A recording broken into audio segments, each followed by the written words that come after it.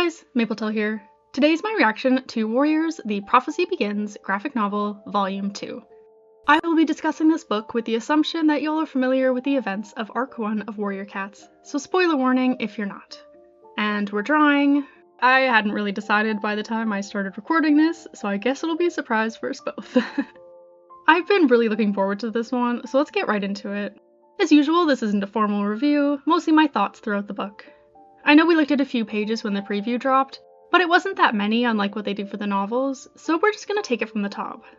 We start with one of my favorite plotlines of the series, Oakhart bringing young Mistykit and Stonekit to RiverClan for Greypool to raise. The scene looks perfectly cold and desolate, and the kittens are adorable. I've always been a big fan of all of these characters, so it's great to see them here, even if it'll be brief for some of them. Part 1, Forest of Secrets. In the present day, it's Leafbear 2, and Greencough is ravaging ThunderClan. Thankfully, Fireheart is sent to Two Leg Place for Catmint for it. It's a great little reintroduction. We see him fight off some rogues, and see Princess, and see him recalling his former life. He gets the herbs back to the clan, but it's too late for Bluestar. The way the artists show her losing a life is really neat. I love how you can understand what's happening with the story effect before it's even said. She confides in Fireheart that this is her final life. It's crushing reading that every time. Bluestar has been my favorite character since I started reading the series in middle school, and it's always heartbreaking seeing where her story goes and how little time she really gets in the grand scheme of things. We also learn Cinderpaw went out and hasn't returned. Another heart-dropping moment. This isn't where she's injured already, is it? I am not ready. But it totally is. Tigerclaw asks that Bluestar meet him by the ShadowClan border, but since she was too sick, Cinderpaw took it upon herself to go. A deadly mistake. The panel of Tigerclaw here is so ominous, I love it. With Greystripe too busy out flirting with Silverstream, Fireheart goes to look for his apprentice alone. The meeting spot is right by the Thunderpath, and Fireheart making it there just in time to see a monster speed by, leaving Cinderpaw's bloodied body behind. It's a horrible sight, and I appreciate that they really went for it in showing it.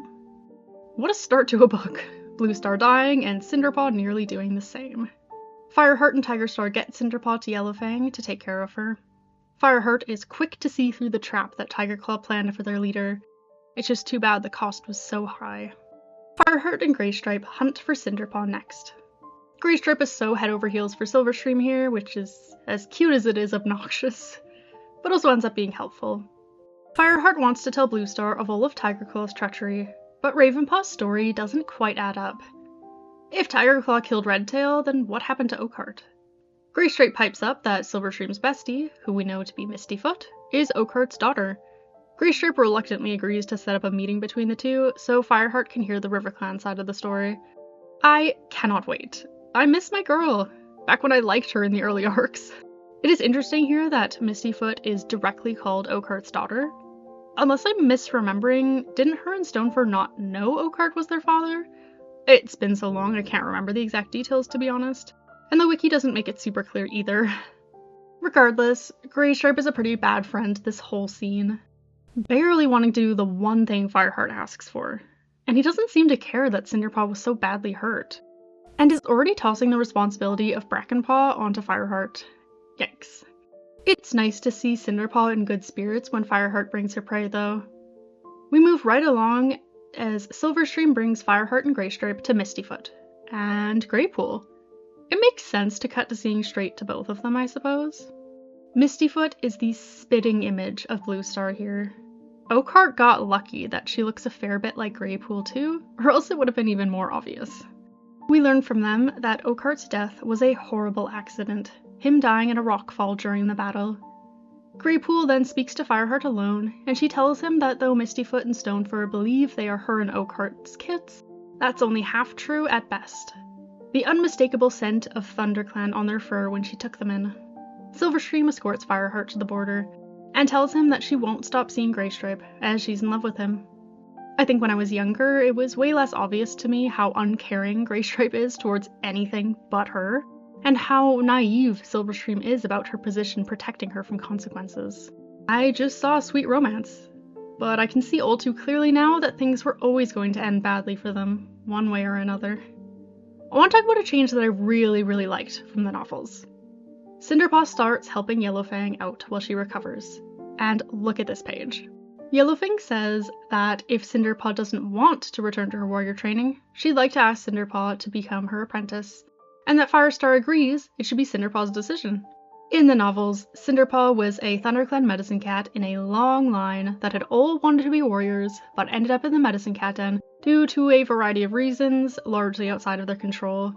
It's almost never the cat's first choice, or the choice is taken away from them entirely. So it's really cool to see Cinderpaw still have the option of being a warrior if that's what she wants. Another thing I liked was more family relations being recognized. It's something I remember seeing from Volume 1. After visiting Brindleface's new litter, Sandpaw asks Fireheart if he misses his family, and she mentions being jealous of cats with litter mates, specifically mentioning Longtail and Swiftpaw, as well as Dustpaw and Ravenpaw. Which is kind of funny because according to the wiki, all 4 are actually half-siblings through several different pairings. Oh, Arc 1 and your disaster of a family tree, my beloved. But either way, we love to see it. It gives Fireheart the idea to visit his own littermate, Princess. We've also clearly moved into a warmer season, with some beautifully drawn, lush forests. I especially liked the panel of Fireheart in the two-lake garden, it's so pretty. Oh my god, Cloudkit. The cutest little puffball I have ever laid my eyes on. Princess asks her brother to take him in, wanting to decide the fate of her firstborn, inspired by Fireheart. The clan is pissed about it. The contrast between the lovely moment with Princess and the hostility of ThunderClan is palpable. So well depicted. Greystripe stands up for him, as well as the white-furred Frostfur, which I found funny as it low-key felt like she was offended by the rest of the clan implying that this fluffy little white kitten would make for a poor warrior. Bluestar agrees to let him stay, Brindleface happily taking him in, and him being named Cloudkit officially. While Greystripe stood up for him, it is also clear that he is pissed at Fireheart for his own Silverstream-related reasons. Bluestar later patrols with just Fireheart, and he sees his moment to confide in her finally arrive. The conversation here goes much better, as Fireheart has all the information, unlike in the novel, where I believe he had to talk to Bluestar a couple times. That is until he mentions the kits. Bluestar aggressively shuts down the conversation, which seems like a wild reaction, unless you know, of course, that they were her kits that she chose to give up to RiverClan, which Fireheart does not.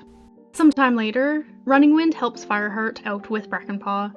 I sense another tragedy about to occur. Rabbit bones are found on the territory, covered in ShadowClan scent. Without Bluestar around, Tigerclaw takes it upon himself to lead a patrol to attack them. A wild choice. Yellowfang recognizes the scent as Brokenstar's and his exiles, not ShadowClan. But it's too late. Fireheart is the only warrior left in camp. Fireheart tries to come up with a plan, and gathers the remaining cats, but Brokenstar is already upon them. They really know how to do a battle scene in these books. Amazingly drawn. This is a favorite scene of mine, so it's really cool to see it so well done. Greystripe makes it home and saves Fireheart from Clawface, and Yellowfang wins a fight against Brokenstar and blinds him, admitting to Fireheart that he is her son. The battle is won, and Bluestar returns, and we get a Sandpaw and Dustpaw warrior ceremony, hell yeah. It's another gorgeous scene. I'm such a sucker for star motifs. Welcome Sandstorm and Dustpelt. Brokenstar is also demoted to Broken-Tail, prisoner of ThunderClan. Part 2, Broken-Tail, starts with a gathering. We overhear bits of conversations, including a bit about a terrible leaf bear where Bluestar lost her kits. The gathering goes bad, everyone finding out about Broken-Tail immediately, and ShadowClan and WindClan are not happy. While I don't fault Bluestar's choice of not killing him, I also can't really blame the other clans for all that Broken-Tail has done to them. As the clouds fill the sky, the event ends. Rain plagues the clans for days. Fireheart and Greystripe go to look for flooding by RiverClan, and find kits being washed away. While our warriors work on saving them, the effects of the wiggly panels is really neat and fitting for a watery rescue. Oh my god, I forgot they were Mistyfoot's babies. We learn just how bad things have gotten for RiverClan. Their camp is flooded, the river is full of two-legged trash. Fireheart offers to hunt for them while they recover, which is very kind, but always stresses me out. We also learn that Silverstream is pregnant. I am not ready to re-experience that tragedy, especially visually. When Fireheart reports back to Bluestar, it's clear he's starting to guess her secret. He can clearly see the resemblance between Bluestar, Mistyfoot, and Stonefur, and with all of Bluestar's weirdness and quiet affection towards RiverClan, it makes sense. And she confirms it for him, telling him her story in all of its tragic detail, giving up her children and faking their deaths, Mosskit really dying in the process, in order to become deputy instead of the violent Thistleclaw. Next we get a lovely Cinderpaw scene. She's conflicted on her future. Fireheart comforts her, saying she can still be a warrior if that's what she wants, giving Deadfoot as an example of a great warrior despite his twisted paw. Cinderpaw admits that she's always wanted to be just like Bluestar, giving everything to her clan, but since getting to know Yellowfang and seeing her strength and what she can do for the clan, her mind has changed. She wants to be a medicine cat. She wants to make a real difference for ThunderClan, and this feels like the best way for her to do that. I'm really happy for her. I feel like this was handled so much better than in the novels. A welcome change. The scene is interrupted by Cloudkit nearly dying by deathberries. A horrible bit of foreshadowing. We hop pretty quickly into a battle next. ShadowClan and WindClan attacking for the sheltering of Brokentail. It goes fine, but Greystripe misses the battle entirely, causing more arguing between him and Fireheart. In nicer news, we see Fireheart bringing prey to Mistyfoot, my beloved. She's worried about Silverstream being out so close to her kidding. Me too, Mistyfoot. Me too. It's also the first time he's seeing her since finding out about her true parentage. Unfortunately, he is caught on the way home by Cloudkit, and Tigerclaw, and Greystripe, who calls for help for Silverstream. She's kidding, and it goes horribly wrong. All of them, minus Cloudkit, but adding Cinderpaw, make it to her at Sunning Rocks to help. I was pleased that my favorite bit of Cinderpaw yelling at Tigerclaw to lick one of the kits to warm it up made it into this book. A funny moment in an otherwise very depressing scene. The kits are born healthy, but they lose Silverstream to blood loss. It's so sad. Oh my god. This part always breaks my heart. Days pass. The kits are taken in by Goldenflower, and things are tense within the clan. At least we get a bright moment of Cloudpaw being apprenticed to Fireheart. And we get a nice moment of Yellowfang sharing her wisdom with Cinderpaw in her sorrow at losing Silverstream and feeling like she's not good enough. Also, Brackenfur is made a warrior off-page, which kinda sucked. I feel like we really missed out on him being trained by Fireheart in Greystripe's place. I miss their little dynamic. Brightpaw and Thornpaw were also apprenticed. Excited to see them. Things move quickly from there. Cloudpaw spotting Tigerclaw leading rogues into the camp and battle breaking out. Him faking attacking one of the rogues was so funny though. Tigerclaw also getting his iconic moment of cornering Bluestar and getting his butt kicked by Fireheart. Their fight was so cool, and as satisfying as always to have his schemes revealed.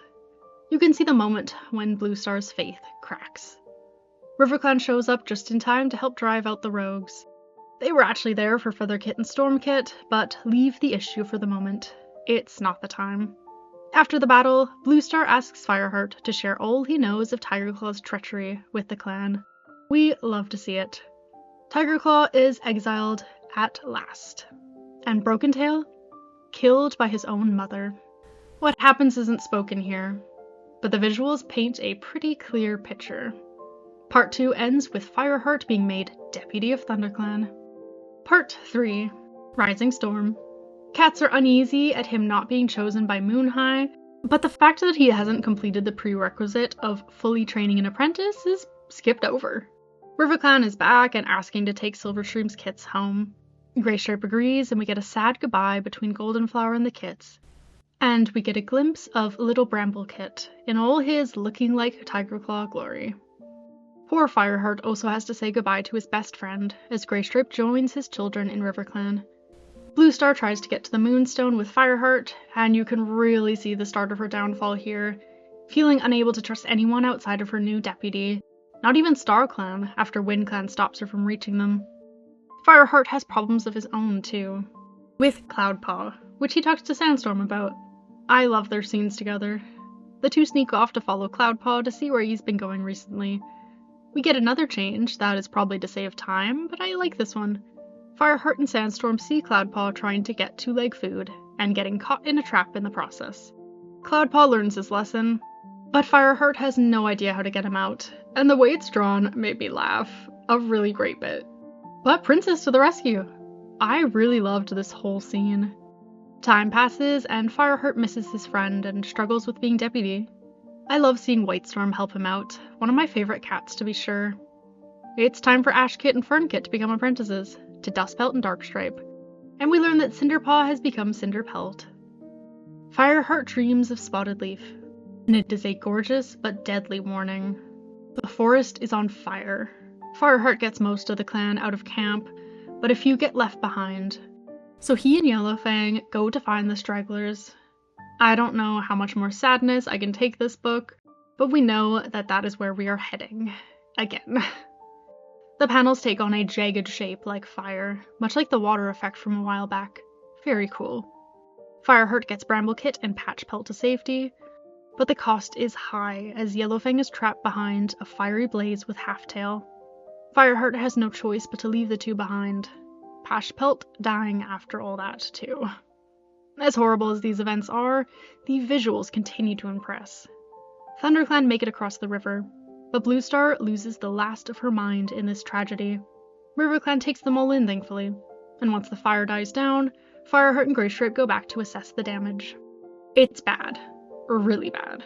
Seeing the whole forest burnt to a crisp is a whole other thing than just reading it. They find Halftail's body, then Fireheart finds Yellowfang, barely clinging to life. She gets to say her goodbyes to the cat she loved like a son. And then she's gone. The book ends with ThunderClan returning home, Bluestar forsaking StarClan, and the images of dogs filling the final panels, a hint of the horrors to come. I cannot wait. Thanks for watching. Chills. Literal chills. What an incredible graphic novel. I truly loved reading it. I even felt as though the pacing was improved from book 1, even though they did still definitely have to cut a lot of things. I was pretty okay with most of the changes though. And I am so hyped for Volume 3, the grand finale. A Dangerous Path is a favorite of mine, and if those last few pages are anything to go by, it is going to be amazing. Let me know what you thought if you've given it a read, and I'll see you next Thursday.